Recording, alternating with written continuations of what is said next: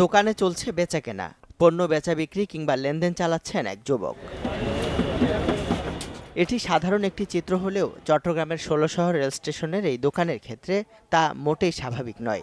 কারণ যিনি ক্যাশে বসে আছেন তিনি একসময়ের মাঠ কাঁপানো দুদক কর্মকর্তা শরীফুদ্দিন, যার চাকরিচ্যুতি নিয়ে কিছুদিন আগেও তোলপাড় হয়েছে দেশে। তার দাবি, সংসারের খরচ জোগাতে এখন তাকে বসতে হচ্ছে ভাইয়ের দোকানে।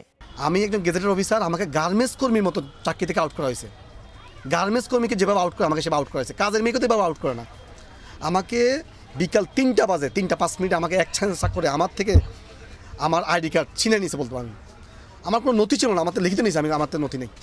আমাকে অমানবিকভাবে আমাকে অফিস থেকে বের করে দেওয়া হয়েছে, পুরুলিয়া অফিস থেকে, যাতে আমাকে মারার সুবিধা হয়। আমি জানতাম আমাকে হয়তো করবে।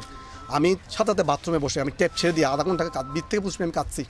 জীবনে আমি যে দেশের জন্য করলাম, বিরুটান বাস্তবায়ন করলাম, কী অপরাধ করছি। শরীফের দাবি, চাকরিকালীন কোনো অন্যায়ে জড়িত ছিলেন না, শুধুমাত্র দুর্নীতিবাজদের আইনের জালে আনতে গিয়ে তার এই পরিণতি। চাকরি হারাবার পর সাবেক প্রতিষ্ঠানের নিষেধের কারণে এখন কোথাও কাজ পাচ্ছেন না বলেও দাবি তার। জানান, প্রভাবশালীরা এখনও তাকে দিচ্ছেন প্রাণনাশের হুমকি। এগুলো আমি আমার দেশপ্রেম নিয়ে করেছি, আমি আমার পরিবারকে বঞ্চিত করে করেছি। আমি বলবো আজকে অবসরের 9 মাস, সরকারি বেসরকারি সব জায়গায় গেছি, শুভাকাঙ্ক্ষীদের কাছে গেছি, চাকরির জন্য ঘুরছি, ধারে ধারে ঘুরছি, অনেক ঘুরছি ভাই। তো সব জায়গা থেকে দুদকের ভয়ে, দুদকের রোশন হলে চাকরি কেউ দিতে চায়নি। তো কি করবো, আর পরিবেশ আলাপ করলাম, সবাই ব্যবসা করবো। তো এখন আমার নামে তো অনেক অভিযোগ ছিল। আমি 37টা বাড়ির মালিক, সিঙ্গাপুরে আমার 4টা বাড়ি আছে।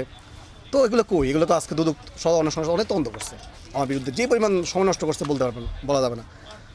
তো থাকলে তো আজকে এখানে আসতাম না। আমি জীবনে কোনো সিগারেট খাইনি। আজকে এই প্রথমে এখানে এসে, এই মাসে এসে আমি মানুষকে সিগারেট দেওয়া লাগে। অথচ আমার বিরুদ্ধে আমি অভিযোগ, আমি ইয়াবাখোর, আইসখোর, শাহফরানখোর, বাবাখোর, এইভাবে আমার নামে এখনও অভিযোগ যাচ্ছে। কেন যাচ্ছে? আমাকে তারা এখনও হুমকি মনে করে। আমার বাসায় এসে হুমকি দিছে। এর 11th আওয়ারে এখন আমি রাস্তার ফকির বানাবে, আমাকে দেশান্তরী করবে। কারণ তারা মনে করতেছে এই যে নথিগুলো আমি মামলা সুপারিশ করেছিলাম, তাদের বিরুদ্ধে লিখেছিলাম, ওরা এই নথিগুলো অদ্যাবধি ওরা ফাইনাল রিপোর্ট দিতে পারে নাই। ওরা আমার মধ্যে শরীফুদ্দিন কারণে পারতেছে না। দেখেন, ওরা আমাকে থ্রেট মনে করতেছে। তো হয় আমাকে আজীবন দেশ থেকে সরাই ফেলতে হবে অথবা মারি ফেলতে হবে। তবে আপাতত দুঃখে কষ্টে থাকলেও নিশ্চয়ই সত্যের জয় হবে বলেও আশাবাদ দুদকের এই চাকরিচ্যুত কর্মকর্তার।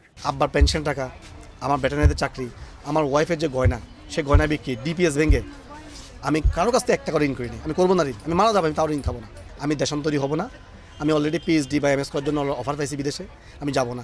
আমি এখন যদি যাই আমার এই মামলা লকড হয়ে যাবে এবং আমি একটা বলবো যে আমি পালিয়ে যাওয়ার মতো হবে। আমি রাষ্ট্র এবং সরকারের কাছে আমি আবেদন করি, আমার মেধা, আমার দক্ষতা, আমার যে স্পিরিট, আমার যে তারুণ্য, আমার দেশপ্রেম, এই জিনিসটাকে বিবেচনা করে যদি আমাকে অন্য কোনো একটা চাকরি, সম্মানজনক চাকরি দেওয়া হয়, আমি যে কতটা দেশপ্রেমের প্রতি বলিষ্ঠ বলিয়ান, আমি আমার কাজে প্রমাণ করব। দোকানে কেনাকাটা করতে এসে বা পথ চলতি অনেকে শরীফকে এভাবে দেখে বিস্মিত।